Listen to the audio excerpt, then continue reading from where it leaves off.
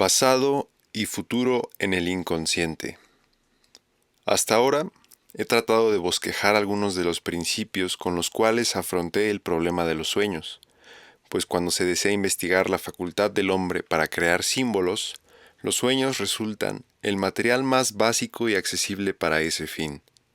Los dos puntos fundamentales al tratar de los sueños son, primero, el sueño ha de tratarse como un hecho acerca del cual no deben hacerse suposiciones previas, salvo que, en cierto modo, el sueño tenga sentido. Y segundo, el sueño es una expresión específica del inconsciente. Difícilmente se podrían exponer estos principios en forma más modesta. Por bajo que sea el concepto que se tenga acerca del inconsciente, hay que conceder que merece investigarse. El inconsciente, por lo menos, está al nivel del piojo, que, después de todo, goza del honrado interés del etnomólogo.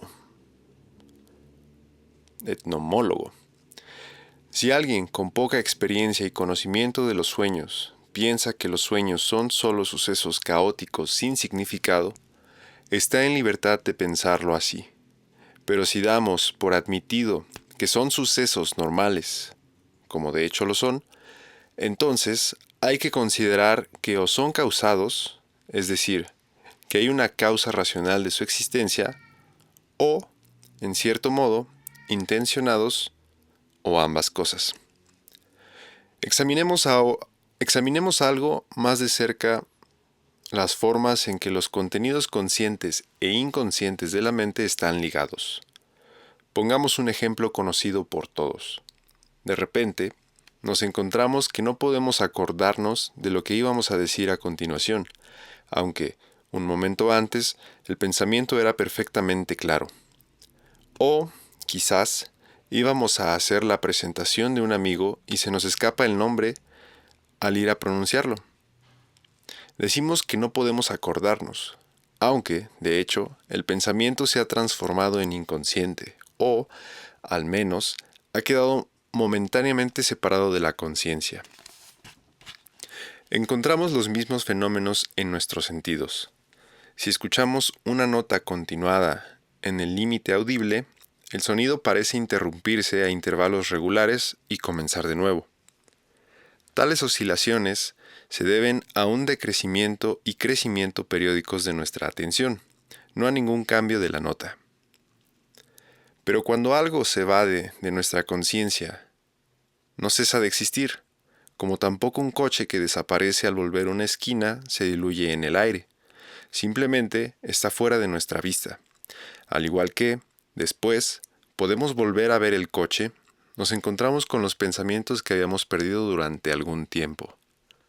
Por tanto, parte del inconsciente consiste en una multitud de pensamientos oscurecidos temporalmente, impresiones e imágenes que, a pesar de haberse perdido, continúan influyendo en nuestra mente consciente. Un hombre que es distraído o abstraído cruza la habitación para ir a coger algo. Se detiene aparentemente perplejo. Se ha olvidado de lo que iba a buscar. Sus manos tantean entre los objetos de la mesa como si fuera un sonámbulo. Se ha olvidado de su primitiva intención. Sin embargo, inconscientemente va guiado por ella. Luego se da cuenta de lo que quería. Su inconsciente se lo ha apuntado. Si se observa la conducta de una persona neurótica, se la puede ver haciendo muchas cosas que parece realizar consciente e intencionadamente. Sin embargo, si se le pregunta acerca de ellas, se descubrirá que o es inconsciente respecto a ellas o está pensando en otra cosa completamente distinta. Oye y no oye. Ve, pero está como ciega. Sabe y es ignorante. Tales ejemplos son tan corrientes que los especialistas pronto se dan cuenta de que los contenidos inconscientes de la mente se portan como si fueran conscientes y que, en tales casos, nunca se puede estar seguro de si el pensamiento, palabra o acción es consciente o no lo es. Es esta clase de conducta lo que hace que muchos médicos desechen como mentiras totales las afirmaciones de pacientes histéricos. Cierto es que tales personas dicen más falsedades que la mayoría de nosotros, pero mentira no es precisamente la palabra adecuada. De hecho, su estado mental produce incertidumbre de conducta, porque su conciencia es susceptible de eclipses impredecibles producidos por interferencia del inconsciente. Incluso sus sensaciones táctiles pueden revelar similares fluctuaciones de conocimiento. En determinado momento, la persona histérica puede sentir en el brazo el pinchazo de una aguja. En el momento siguiente, puede no advertirlo. Si su atención puede enfocarse sobre cierto punto, todo su cuerpo puede quedar como anestesiado hasta que la tensión causante de ese oscurecimiento de los sentidos se relaja. Entonces, se reanuda inmediatamente la percepción sensorial. Sin embargo, en todo momento ha estado inconscientemente atento a lo que estaba sucediendo. El médico puede ver este proceso con toda claridad cuando hipnotiza a un paciente de ese tipo. Es fácil demostrar que el paciente se daba cuenta de todos los detalles. El pinchazo en el brazo o la observación hecha durante un eclipse de conciencia se puede recordar tan exactamente como si no hubiera habido anestesia u olvido. Me acuerdo de una mujer que una vez fue admitida en la clínica en un estado de total estupor. Cuando al día siguiente recobró la conciencia, recordó quién era, pero no sabía dónde estaba, cómo o por qué había ido allí, ni el día. Sin embargo, después de hipnotizarla, me contó por qué se había puesto enferma, cómo había llegado a la clínica y quién la había admitido. Todos estos detalles se pudieron comprobar. Incluso pudo decir la hora en que fue admitida, porque vio el reloj del zaguán. Bajo la hipnosis, su memoria era tan clara como si hubiera estado consciente todo el tiempo. Cuando estudiamos tales materias, generalmente tenemos que aportar pruebas proporcionadas por la observación clínica. Por tal motivo, muchos críticos suponen que el inconsciente y todas sus sutiles manifestaciones pertenecen solamente a la esfera de la psicopatología. Consideran toda expresión del inconsciente como algo de índole neurótica o psicopática, que nada tiene que ver con el estado de una mente normal. Pero los fenómenos neuróticos en modo alguno son exclusivamente producto de enfermedad. En realidad, no son más que exageraciones patológicas de sucesos normales, y solo porque son exageraciones resultan más patentes que su contrapartida normal. En todas las personas normales pueden observarse síntomas histéricos, pero son tan leves que, por lo general, pasan inadvertidos.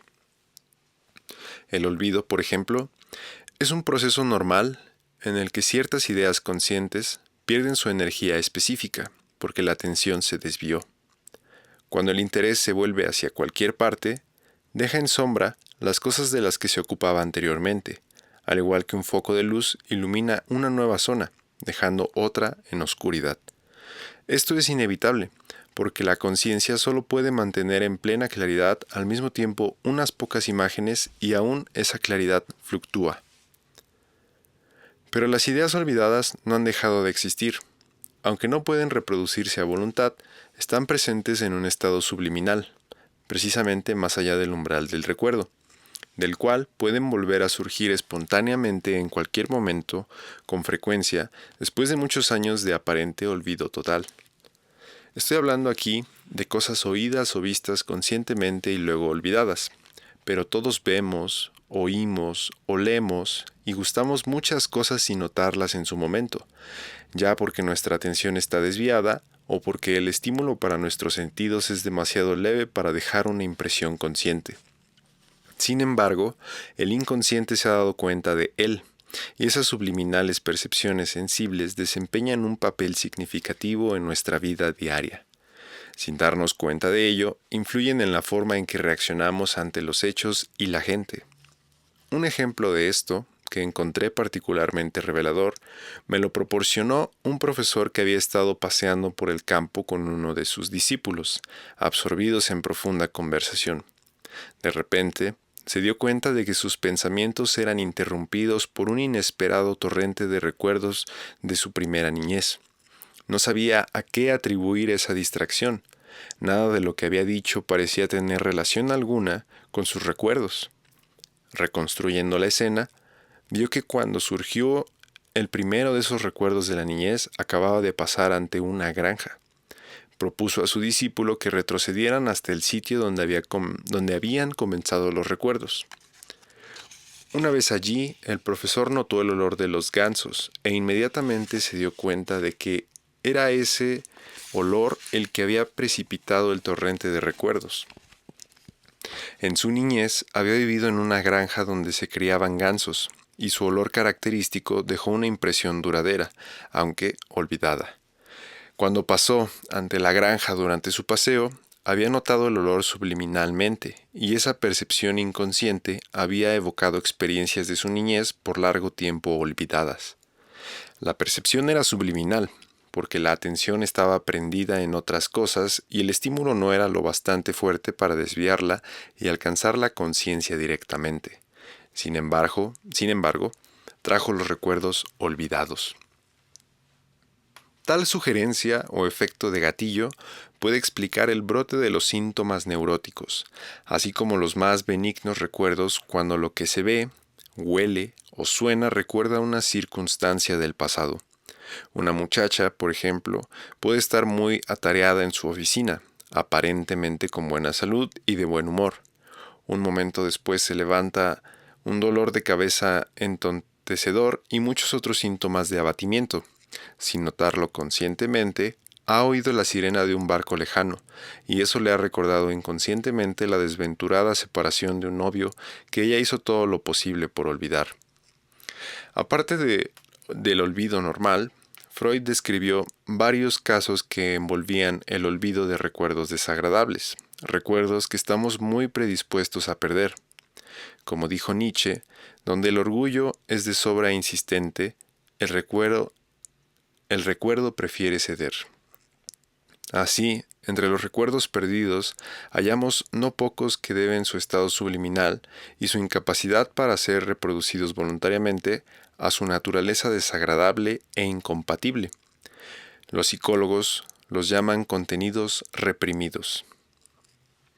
Un caso también apropiado pudiera ser el de una secretaria que tuviera envidia de uno de los socios de su jefe. Ella, habitualmente, olvida invitarlo a las reuniones, aunque el nombre está claramente marcado en la lista que ella utiliza. Pero si se le pide una explicación sobre ello, dirá simplemente que se le olvidó y que la interrumpieron. Jamás admite, ni para sí misma, la verdadera causa de su omisión. Mucha gente supervalora equivocadamente el papel de la fuerza de voluntad y piensa que nada puede ocurrir en su mente sin que lo haya decidido e intentado. Pero debemos aprender a discriminar cuidadosamente entre los contenidos intencionados e inintencionados de la mente. Los primeros derivan del ego de la personalidad. Sin embargo, los últimos provienen de un origen que no es idéntico al ego, sino que es su otro lado. Es este otro lado el que haría que la secretaria olvidase las invitaciones. Hay muchas causas por las cuales olvidamos cosas que hemos sabido o vivido, y del mismo modo hay otras tantas formas por las que pueden ser recordadas. Un ejemplo interesante es el de la criptomnesia o memoria oculta. Un autor puede estar escribiendo con soltura sobre un plan preconcebido, trazando un argumento o desarrollando el esquema de un relato cuando, de repente, se desvía tangencialmente. Quizá se le ha ocurrido una nueva idea o una imagen diferente o toda una trama distinta. Si se le pregunta qué le surgió la digresión, no sabrá decirlo. Incluso puede no haberse dado cuenta del cambio, aunque lo ha escrito, es completamente nuevo y, en apariencia, le era desconocido antes. Sin embargo, a veces puede demostrarse de forma convincente que lo que escribió tiene un asombroso parecido con la obra de otro autor, una obra que él cree no haber visto jamás. Encontré acerca de eso un ejemplo curiosísimo en el libro de Nietzsche, Así habló Zaratustra, en el que el autor reproduce, casi palabra por palabra, un suceso relatado en un diario de navegación del año 1686. Por mera casualidad, leí el relato del marino en un libro publicado hacia 1835, medio siglo antes de que Nietzsche escribiera. Y cuando encontré el pasaje análogo en Así habló Zaratustra, me asombró su estilo peculiar, que era diferente al lenguaje usual de Nietzsche. Quedé convencido de que Nietzsche también tuvo que conocer el viejo libro, aunque no lo menciona. Escribí a su hermana, que aún vivía, y me confirmó que su hermano y ella habían leído el libro juntos cuando él tenía 11 años. Pienso, por lo dicho, que es inconcebible que Nietzsche tuviera idea alguna de estar plagiando aquel relato. Creo que 50 años después se deslizó inesperadamente bajo el foco de su mente consciente. En este caso hay una reminiscencia auténtica, aunque inadvertida. Mucho de eso mismo puede ocurrirle a un músico que haya oído en su infancia una tonada campesina o una canción popular y se le encuentra que surge como tema de un movimiento sinfónico que está componiendo en su vida adulta. Una idea o una imagen ha regresado desde el inconsciente hasta la mente consciente. Lo que, hasta ahora, he dicho acerca del inconsciente no es más que un rápido bosquejo de la naturaleza y funcionamiento de esa compleja parte de la psique humana, pero habría que indicar la clase de material subliminal del que pueden producirse espontáneamente los símbolos de nuestros sueños. Este material subliminal puede constar de todos los deseos, impulsos e intenciones, todas las percepciones e intuiciones, todos los pensamientos racionales e irracionales, conclusiones, inducciones, deducciones y premisas, y toda la variedad de sentimientos. Algunos o todos esos pueden tomar la forma de inconsciente parcial, temporal o constante. Tal material, por lo común, se ha convertido en inconsciente porque, por así decir, no hay sitio para él en la mente consciente. Algunos de nuestros pensamientos pierden su energía emotiva y se convierten en subliminales, es decir, ya no reciben tanta de nuestra atención consciente, porque han venido a aparecer sin interés o importancia, o porque hay alguna razón por la que deseamos perderlos de vista. De hecho, es normal y necesario que lo olvidemos. De ese modo, con el fin de dejar espacio en nuestra mente consciente para impresiones e ideas nuevas, de hecho, es normal y necesario que lo olvidemos. De ese modo, con el fin de dejar espacio en nuestra mente consciente para impresiones e ideas nuevas. Si no ocurriera eso, todas nuestras experiencias permanecerían en el umbral de la conciencia y nuestra mente se convertiría en una varaunda inservible.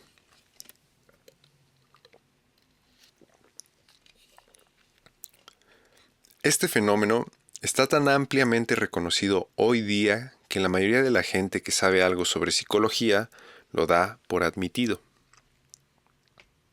Pero así, como los contenidos conscientes pueden desvanecerse en el inconsciente, hay contenidos nuevos, los cuales jamás fueron conscientes, que pueden surgir de él.